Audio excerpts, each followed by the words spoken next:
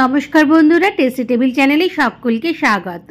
ছুটির দিনে বানিয়ে নিন এরকম ঝটপট চিকেন পোলাও। কখনো কখনো রোববার বা ছুটির দিনে আমার মতো এরকম ফাঁকিবাজি রান্না করতে কার কার ইচ্ছে করে। ছুটির দিন ভালো কিছু খাওয়াতেও হবে বাড়ির লোকেদের, আবার খাটিটাও যাতে কম হয় সেদিকেও খেয়াল রাখতে হবে।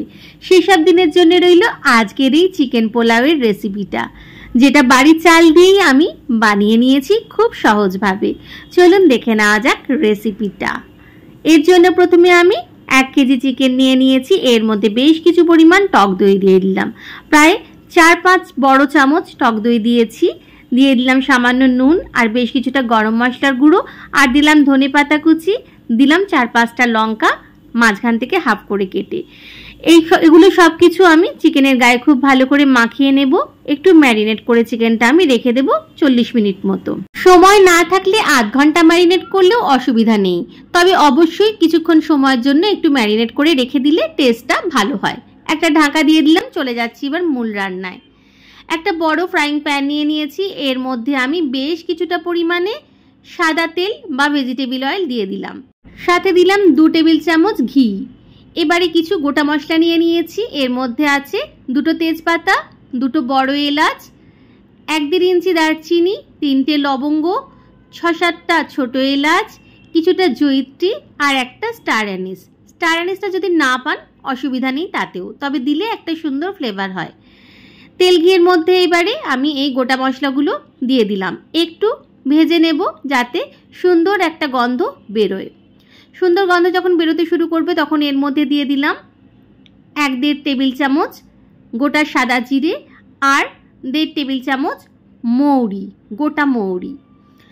সব কিছু এবারে খুব ভালো করে একটু নেড়ে চেড়ে নেব 2 মিনিট সময় ধরে, যাতে গন্ধটা সুন্দরভাবে তেল ঘিয়ের মধ্যে মিশে যায়। সুন্দর গন্ধ বেরোতে শুরু করলে এর মধ্যে দিয়ে দিলাম 2টো বড় সাইজের পেঁয়াজ কুচি। পেঁয়াজটা এবার সব কিছুর সাথে খুব ভালো করে নেড়ে চেড়ে নেব মিডিয়াম টু হাই ফ্লেমে। লাল লাল করে কিন্তু ভাজবো না, একটু নেড়ে চেড়ে নিচ্ছি।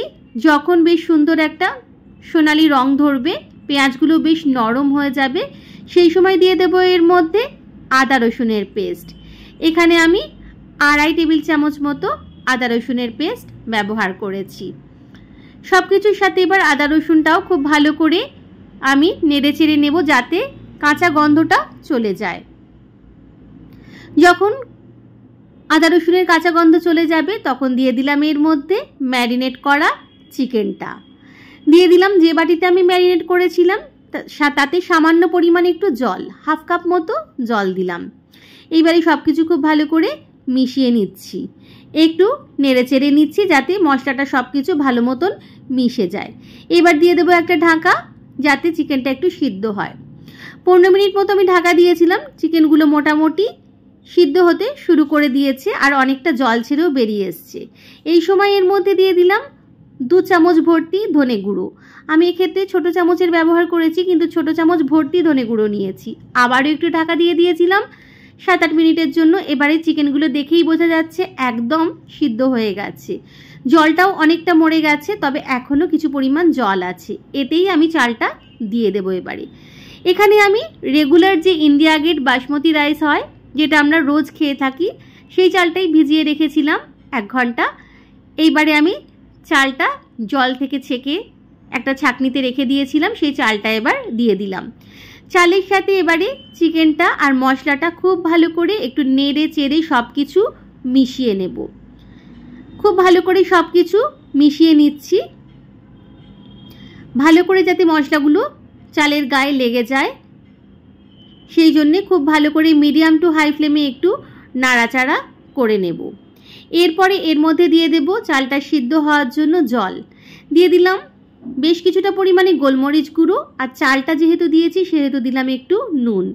দিয়ে দিচ্ছি এবারে 1 বাটি দুধ, আর এখানে 3 বাটি আমি জল নিলাম। যে বাটির আমি চাল মেপেছিলাম ঠিক সেই বাটিরই আমি জল আর দুধ দিলাম।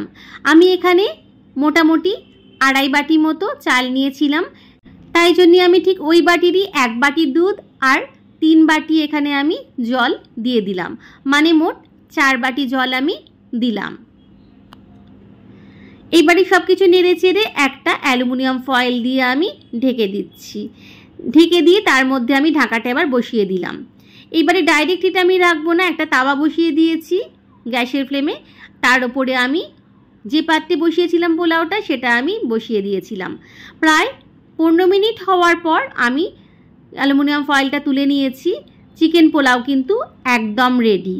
এখন আর ঢাকা দেওয়ার দরকার নেই, ঢাকাটা খুলে নিলেই কিন্তু যে জলীয় ভাবটা দেখে লাগছে সেটাও একদম চলে যাবে।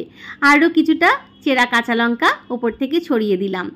পরিবেশন করুন ফাঁকিবাজি রান্না, একদম ঘরোয়াভাবে তৈরি, ঘরের চাল দিয়ে তৈরি দারুণ স্বাদের চিকেন পোলাও। সাথে নিয়ে নিন যে কোনো রকমের একটা রায়তা।